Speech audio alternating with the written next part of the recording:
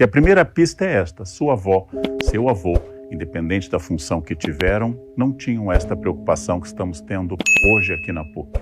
Eles não tinham que fazer pós-graduação, eles não tinham que fazer especialização, eles não tinham que atualizar seus conhecimentos.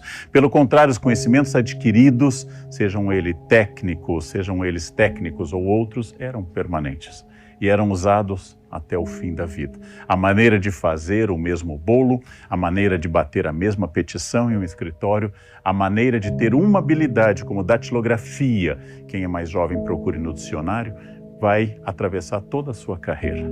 Hoje isso não é mais verdade. O que você aprendeu na graduação há 10 anos é um treino que serviu para aquela ocasião. É muito importante você pensar como primeira metáfora do dia de hoje. Isto não é uma escada que você vai chegar a um ponto. Isto é absolutamente uma mistura de autocontrole, autoalimentação e o conceito que eu vou usar hoje, o conceito de protagonismo. Não é o curso que vai lhe formar, não é o professor que vai lhe formar, é você em interação com esse curso, é você em interação com os professores e com os livros. A primeira ideia, quando eu entrei na graduação, alguns daqui não eram nascidos, eu entrei na graduação em 1980, eu tinha 17 anos. E era a voz corrente, todo mundo absolutamente animado, dizendo: o futuro é da informática. O futuro será de quem dominar computação. As faculdades tinham já um curso de TI, tinha tecnologia da informação, havia graduações, bacharelados em computação. As pessoas utilizavam, agora eu vou falar coisas muito antigas, cartões de papel para fazer programação. Não havia nem disquete, claro, não havia nada daquilo que viria depois, não havia celular naquela ocasião. Porque já tinha nos Estados Unidos celular há 7 anos, mas ninguém utilizava aqui. A informática era o futuro, essa era a tendência do mercado e é absolutamente correta. Haja vista que hoje todo mundo está nesse rio da informática. Todo mundo navega nas águas da informática. Todo mundo, você que assiste, eu que estou aqui falando, temos alguma capacitação em informática. Essa era a tendência daquele momento, 1980. Quando eu informei a minha mãe que meu interesse era em filosofia e história, e paralelamente meu irmão informou que gostaria de fazer informática, minha mãe balançou a cabeça e disse: vai morrer de fome, guri. Onde já se viu fazer história? Num mundo em que a tendência é informática. Meu irmão estava na tendência correta. Meu irmão estava naquilo que seria a vanguarda. E de alguma forma minha mãe tinha razão. Ou seja, história, dar aula, fazer pesquisa, lançar livros, filosofia, não era o curso do momento. O que minha mãe não previa na sua generosidade simples era que, de fato, a informática estava no futuro, mas estava no futuro também da história, estava no futuro da filosofia, estava no futuro do direito, estava no futuro de todas as carreiras. Ou seja, que a grande questão não foi exatamente o curso, a primeira graduação que eu fiz aqui no Rio Grande do Sul, entre 1980 e 84, não era a graduação que eu estava fazendo, que poderia ter sido pedagogia, poderia ter sido sociologia, poderia ter sido engenharia. A grande questão é o quanto eu continuaria me reinventando depois disso. Então vou emitir agora uma opinião. Em filosofia nós chamamos isso de doxa, significa uma opinião. Ela ainda não é uma verdade, uma episteme. É algo que nasceu da minha experiência e que você vai avaliar aí, no momento que você está assistindo, se isto vale para a sua vida. Isso é uma parte do protagonismo. Não confiar no que eu estou dizendo, aplicar a sua experiência. Que doxa importante é esta? Não importa mais muito o tipo do curso que você vai escolher. Importa, claro, que seja uma instituição séria. Importa que você não seja tratado apenas como um número. Importa que tenha uma proposta, de preferência com uma certa história na educação. Isso é importante. Mas quem vai fazer o curso é você. Quem vai definir o curso é você. Você tem interesse pela filosofia? Para lhe dar uma pista que eu descobri em uma visita recente. Filósofos estão sendo contratados em cruzamento com informação da informática, que minha mãe profetizou corretamente que era o futuro, para definir o que é inteligência. Porque os filósofos têm uma tradição de pensar a inteligência. O que é inteligência? O que é uma frase inteligente? O que é um livro inteligente? O que é uma pessoa inteligente? Inteligência são os dados, a capacidade de reorganizar os dados ou de criar novos dados. Os filósofos trabalham com isso. Mas há poucos filósofos que sejam muito bons na área da computação. E há poucas pessoas na área da computação que são muito boas em filosofia. Logo aqui, a primeira tendência que é uma doxa de Leandro Carnal. Pense se vale para você. Uma das chaves do futuro é o desafio permanente de se reinventar e hoje combinando duas áreas. Você fez medicina, parabéns, um curso extraordinariamente importante. Nós precisamos de pessoas que tenham feito medicina e tenham noções de administração. Ou seja, quando eu vou criar um hospital, eu preciso de médicos administradores e administradores com medicina. E isto é raro no mercado. Se você cruzar filosofia e informática, educação física e tratos geriátricos, porque o Brasil está envelhecendo, a musculação é fundamental para a terceira idade, nosso futuro é um futuro geriátrico, que nós estamos envelhecendo como população. Logo, se você combinar uma grande área de conhecimento, atividade física, com a capacidade de pensar a terceira idade e seus novos desafios, você vai ter um diferencial de carreira extraordinário. Então, estudou? Continue estudando. Graduou-se? Segunda graduação. Tem 2 graduações? Vá para a pós. Esse tipo de inquietação que te trouxe aqui hoje, nesse curso da PUC, se ele continuar, você está garantido. Se ele parar, você vai ficar para trás, porque as pessoas estão avançando. Então, minha mãe tinha razão. Se eu tivesse ficado lá atrás, minha mãe faleceu em 2017, ela tinha razão. Se eu tivesse ficado lá atrás, como um bom professor de história, que é uma coisa muito boa, como uma pessoa formada em filosofia, eu teria vivido. Mas certamente eu teria menos desafios que eu tenho hoje. Eu tive que aprender a editar vídeo, eu tive que aprender a gravar aulas, tive que fazer cursos online, eu tive que aprender até, eu brinco com isso em palestras, a tirar o brilho da careca. Porque na televisão disseram, o senhor é um careca de pele oleosa, professor. O senhor tem que aprender a tirar o brilho. Eu tive que aprender coisa que ninguém me ensinou, nem no Rio Grande do Sul, nem em São Paulo, onde eu fui estudar, nem no exterior, que é como enfrentar câmera sem brilho. Ou seja, essas habilidades foram frutos de coisas que não existiam na década de 80. Ninguém que se formava na década de 1980 precisava aprender a trabalhar com vídeo. Mas o mundo se transformou e ainda há um novo mundo pós-pandemia. Em 2020, o planeta Terra parou por causa da pandemia. E pós-pandemia nós tivemos novas demandas de educação. E enquanto eu continuar pensando, a primeira característica, e vocês já tiveram uma aula sobre conjunturas, já tiveram uma aula sobre momento, para vocês avaliarem o momento, enquanto eu pensar, a minha carreira vai continuar se transformando. O ideal é que você tenha a mesma dúvida que eu tenho quando alguém me pergunta, o que você faz? Ora, eu sou profissionalmente um historiador. Eu sou profissionalmente um professor. Eu sou apresentado como youtuber. Eu sou apresentado até como jornalista, coisa que eu não tenho o privilégio de ter essa formação, mas eu vivo escrevendo para jornais e atuando na televisão. Eu sou apresentado de várias maneiras, algumas até me incomodam. Eu já fui apresentado para uma grande plateia como influencer. Eu não sei exatamente o que é isso, mas eu fui apresentado como um influencer. O que significa isto? Eu sou tudo isto.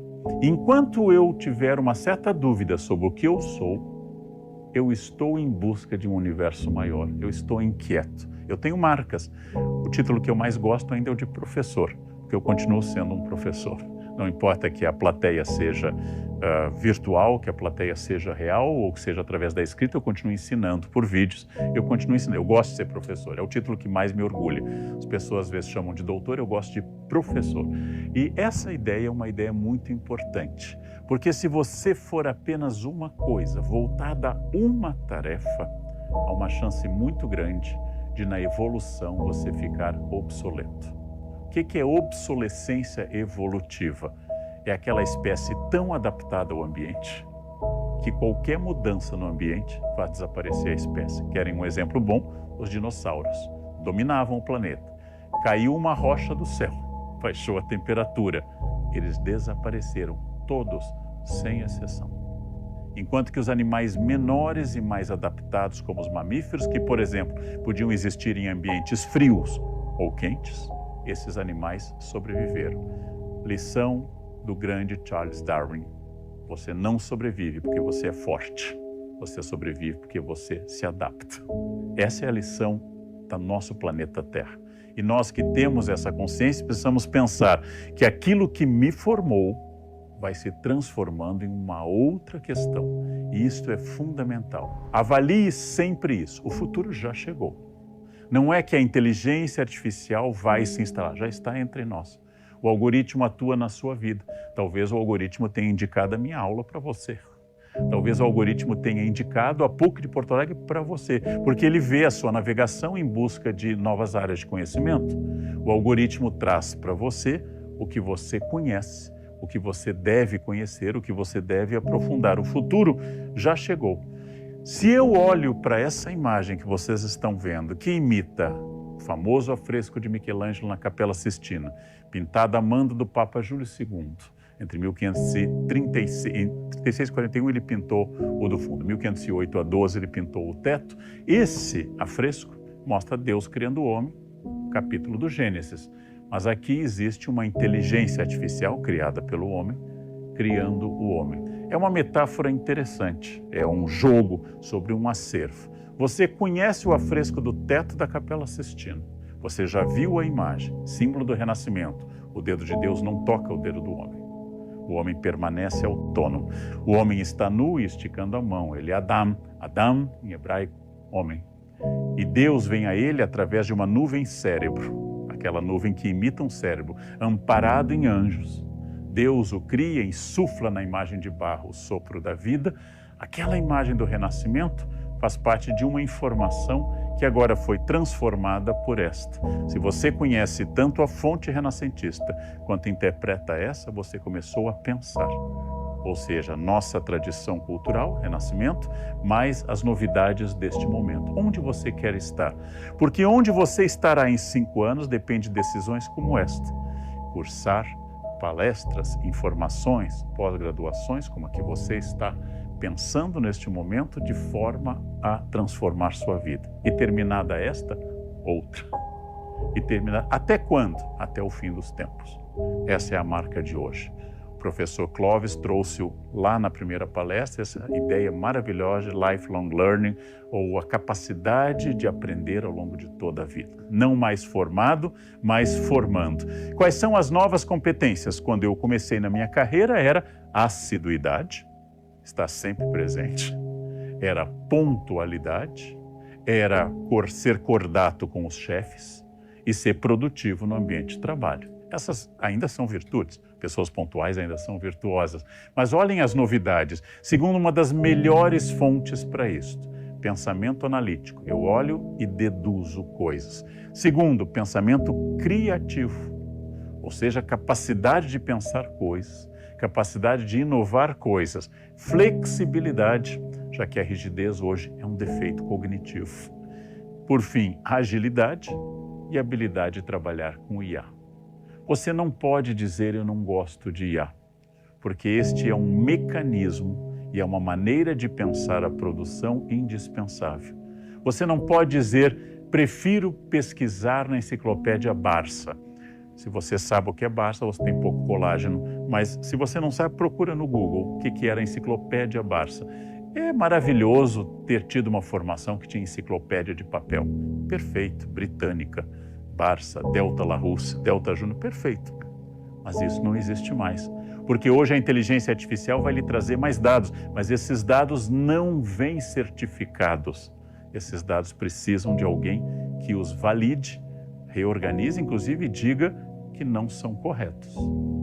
Ou seja, a inteligência artificial, ela precisa ser educada, e educada de acordo com o seu repertório. E você precisa ler sobre isso. E se você não ler sobre isso e não continuar lendo sobre outras coisas e não continuar formando a sua cabeça dentro das melhores competências, você começa a ficar datado.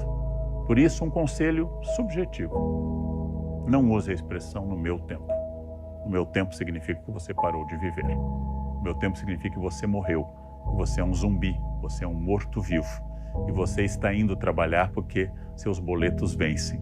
Mas se você quer passar desse estágio de inércia, indo trabalhar, para um estágio de protagonista, a primeira questão é aprendizado permanente. Livros, palestras, cursos presenciais, virtuais, EAD, onde você conseguir com este imenso leque contemporâneo de possibilidades.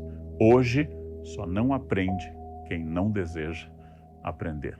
É muito mais fácil aprender hoje. Você tem todas as obras literárias ao seu alcance, bastando uma conexão. Você tem todas as músicas de todas as épocas ao seu alcance.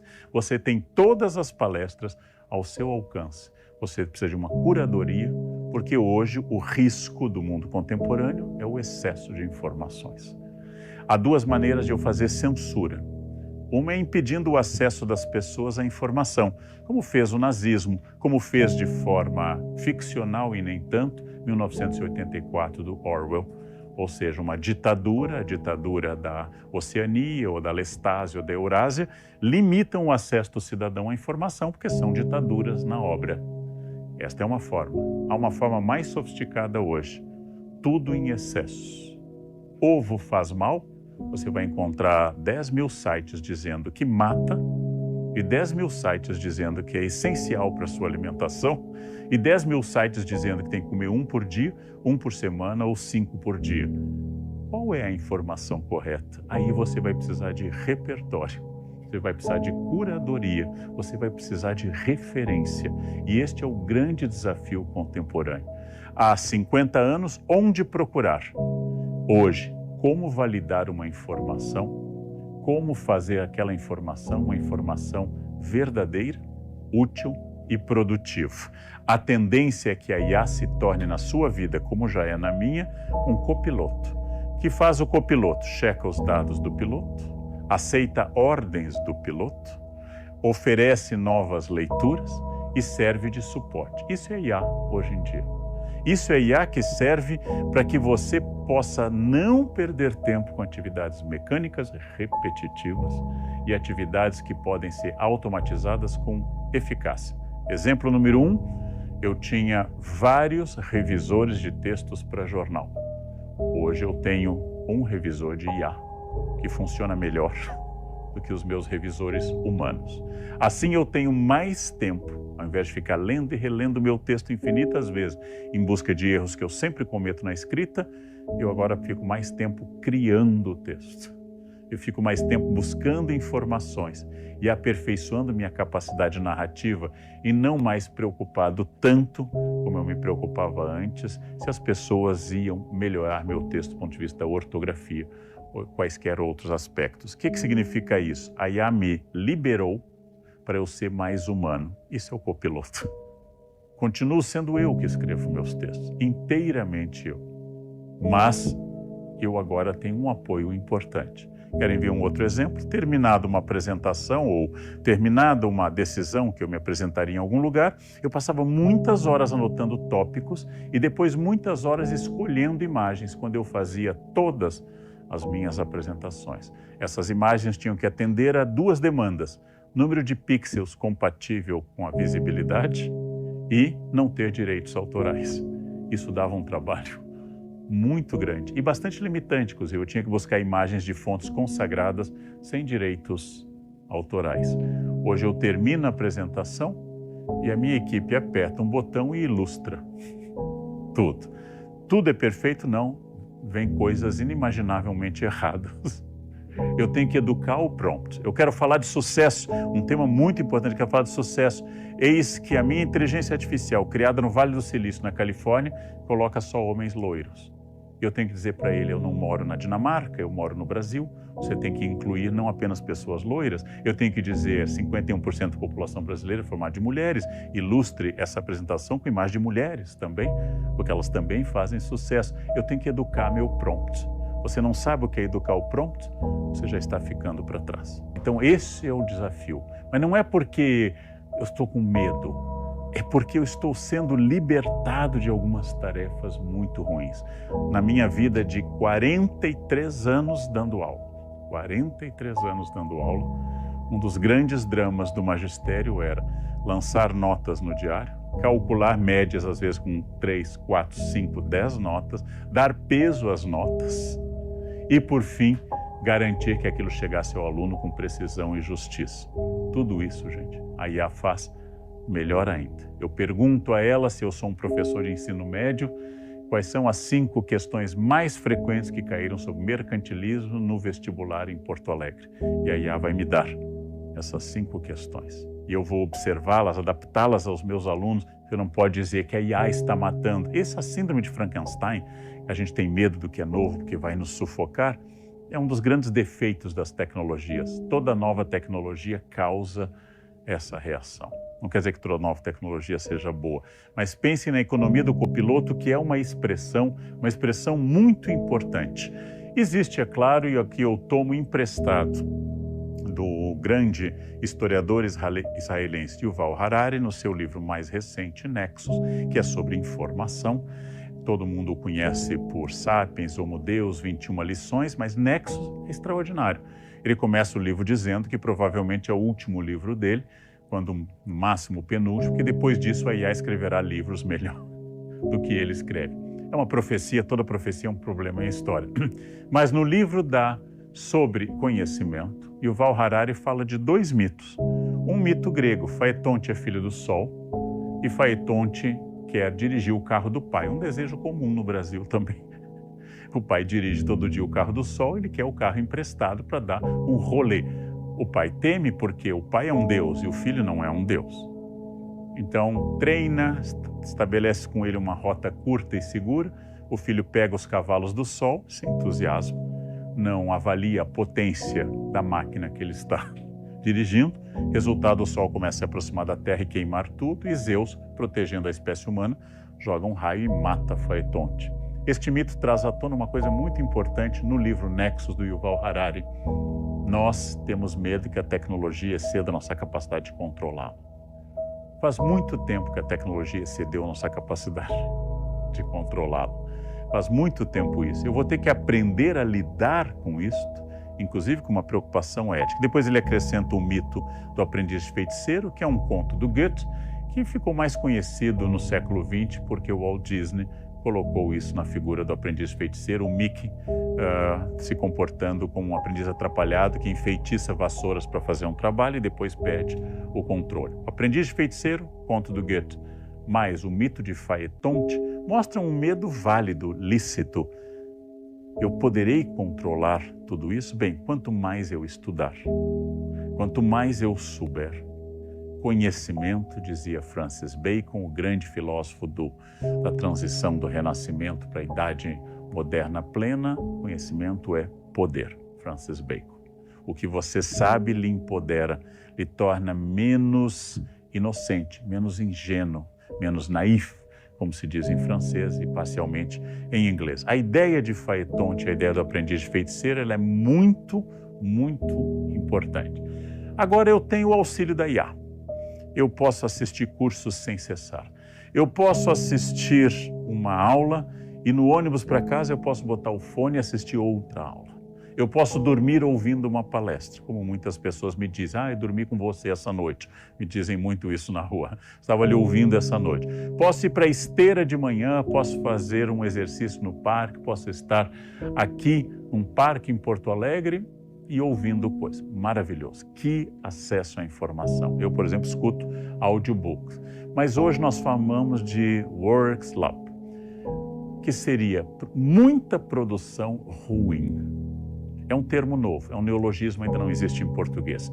Work slop seria baixa qualidade, né? Slop, partido, rompido, apodrecido com o trabalho. Eu tenho uma capacidade de revisar textos muito maior do que eu tinha, porque agora eu não preciso reler tantas vezes. Isso significa que meus textos melhoraram? Aí é que eu preciso da curadoria humana. Não é a métrica do mais. Por isso, detesto as pessoas que nos sites dizem: o ano passado eu li 36 livros. Não é uma competição, não é uma planilha. A pergunta é, se você leu 4 livros fundamentais que mudaram sua vida e você entendeu as ideias e você anotou coisas importantes, que bom. Se você leu 30 livros, praticar que lê os livros mais vendidos, cuidado, você pode estar ingressando num excesso de works lá, ou seja, você está perdendo a medida. Você está entrando em uma fase que me lembra, talvez alguns vão se lembrar, se não podem pesquisar, uma cena do filme Tempos Modernos de Chaplin, no qual ele está numa linha de produção e de repente ele perde a capacidade de controlar aquela linha e entra na máquina. Ele é dominado pela esteira de produção, aquilo que se chama em engenharia produtiva de Fordismo, ou seja, por uma produção intensa, automática, no qual o ser humano realiza apenas uma pequena tarefa. Muito cuidado. Aumento excessivo de produtividade sem qualidade é tão ruim como produzir coisa alguma. Nada e demais são dois excessos. São dois excessos que você deve cuidar. Nenhuma atividade física, excesso de atividade física. Nenhum cuidado com a alimentação, obsessão, ortorexia, obsessão com alimentos, que impede você de saber que os alimentos existem para a sua saúde e não para eles em si. Nenhum livro, um desastre. Excesso de leitura superficial e veloz para você poder se exibir no seu vídeo de final de ano, livros lidos neste ano, com edição de vídeo, etc. Ruim, muito ruim. É a qualidade, a velha ideia de Santo Inácio de Loyola. Não é o muito, é o bem feito. Não é o volume, é a qualidade. Então, isto é uma curadoria fundamental para a sua vida. Cuidado com as pessoas que falam do excesso como uma virtude. Isso é muito frequente nas redes hoje. Acordei às 4, corri 1 hora, depois nadei, depois fui para a academia, depois cuidado, você está destruindo suas articulações, você está traduzindo sua vida numa bomba relógio que vai acabar destruindo sua saúde futura. Nada e tudo são dois excessos. A virtude está no meio, eu vou ter que ler o que eu posso, o que eu preciso constantemente com qualidade. É melhor ler um texto de Dostoiévski, Noites Brancas, Crime e Castigo, Os Irmãos Karamazov, do que dizer, esse ano leio toda a obra de Dostoiévski. Não, provavelmente isso é um erro. Provavelmente é um erro. Leia bem uma obra. Tem pouco tempo, uma obra. Tem um pouquinho mais de tempo, leia as 2 obras principais, Crime e Castigo, Irmãos Karamazov. Gostou muito, leia alguns contos. Gostou imensamente, no ano seguinte, leia mais um livro. Isso vale para Machado, Clarice Lispector, Carolina de Jesus, Érico Veríssimo, Luiz Fernando Veríssimo, o que você quiser. Bons textos, boa literatura, boa música, bom teatro, bons cursos em instituições sólidas. E aí você evita o defeito de work-slop. Esse é um defeito muito comum. E sempre, independente da IA, protagonismo humano, sem explicação mágica.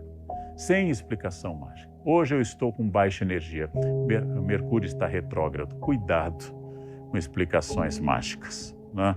Eu tenho muita raiva de livros. Em outra vida você incendiou bibliotecas. Cuidado. Não é uma crítica ao pensamento religioso. Cuidado com explicações mágicas. Você não controla tudo, mas você controla muito mais do que você imagina. Você não é Deus, você não é onipotente, você não é uma pedra impotente. Você está no diálogo entre a impotência absoluta da pedra e a onipotência absoluta de Deus. Você é humano. O que você comer, ler, treinar, conversar com pessoas e crescer influencia a sua vida. Mas você não coordena essa vida, existe o que nós chamamos em filosofia de contingência. Tem coisas que escapam ao seu controle. Não importa o que você faça, escapam ao seu controle. Mas quanto mais preparado você for, mais você poderá responder à contingência. Eu, Leandro, não posso. Nessa altura da minha vida, com 63 anos, eu não posso me tornar um atleta olímpico de atletismo. Não posso. Não posso ganhar 100 metros rasos nas Olimpíadas. Não tenho condições. Não tenho genética, não tenho tempo de treino, não tenho idade, não tenho força e não posso treinar 16 horas por dia. Não tenho como fazer isso. É impossível para eu conseguir isto. Mas, se eu começar a caminhar com boa supervisão médica, tenho mais de 60 anos, preciso de boa supervisão médica, caminhar todos os dias com bom calçado, roupa adequada, exames adequados e boa alimentação, eu vou melhorar imensamente a minha capacidade física. Não posso o topo, não posso mais. Algumas pessoas podem, talvez você possa. Eu não posso mais. Mas o fato de eu não poder 100 não quer dizer que eu não possa 60. O fato de eu não poder 100 não quer dizer que eu possa melhorar em 50% minha capacidade aeróbica, que vai ser fundamental na terceira idade.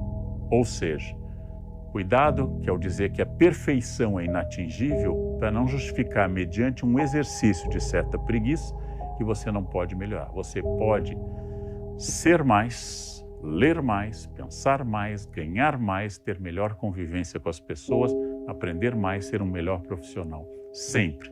Nisso eu consigo só um aumento de 20%. Excelente, 1/5 é bastante. Como meta de vida, é excelente. Aqui eu posso crescer 50%, por exemplo, no meu planejamento financeiro. Excelente. Aqui eu posso crescer 70% na minha capacidade aeróbica através de natação e caminhada. Excelente. Ou seja, todos podemos melhorar. E esse princípio de protagonismo é quando você para de inventar que tradição familiar, tive dificuldades, meus pais não me amaram, meu bairro é difícil, meu condomínio é invejoso, meu ambiente de trabalho é difícil, minha comunidade é desafiadora. Ótimo. E a partir disso, o que você faz? Velha ideia do filósofo Jean-Paul Sartre, que morreu em 1980. Não importa o que a vida fez de você, mas o que você fez com o que a vida fez de você.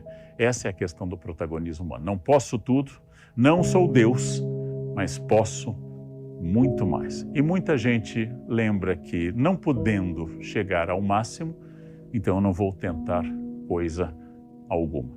É absolutamente um equívoco. A carreira já foi pensada como um pódio.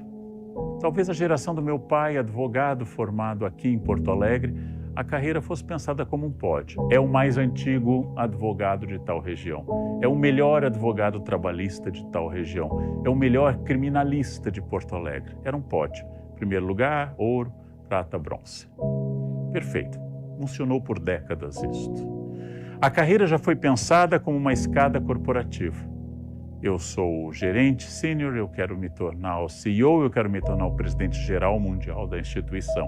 Era uma escada corporativa, os colegas eram concorrentes, você tinha que se destacar para passar à frente deles. Outra metáfora competitiva, muito neoliberal, mas igualmente válida num período. Hoje nós falamos em job, de emprego, crafting, de artesanato, de produção manual. Esse job crafting é a capacidade que você tem de melhorar-se na carreira incessantemente. Essa instituição é ruim. Vamos imaginar que você esteja numa instituição ruim. Vamos imaginar que seu trabalho seja em um escritório, em uma empresa ruim. Isso acontece. Eu já trabalhei em lugares ruins. Significa que o que você fizer será um capital que você leva para o próximo emprego. Não porque você queira morrer naquele lugar ruim, mas sendo bom em um lugar ruim, você vai se destacar. E vai se destacar de tal forma que você vai se tornar alguém cada vez melhor. Porque você está fazendo a sua carreira, e não a carreira para o seu chefe, para o seu coordenador, para o seu gerente geral. Você está fazendo algo investindo na sua vida. Se eu cozinho, e mesmo em uma cozinha ruim, eu cozinho cada vez melhor, eu estou me separando daquele ambiente ruim e indo para um ambiente cada vez melhor. Se eu digo que este é o patamar ruim de onde eu estou e eu não preciso nem chegar a ele, ao invés de ser desafiado, eu estou baixando a régua, o sarrafo da medida, e vou ficar cada vez pior. Eu já trabalhei em escolas excelentes, as melhores do Brasil, já trabalhei em escolas médias, e já trabalhei em escolas ruins. O que é comum a tudo isso? Que o Leandro, que começou a dar aula aos 19 anos, e o Leandro de hoje continua sendo uma pessoa com uma carreira, lembrado por essa carreira.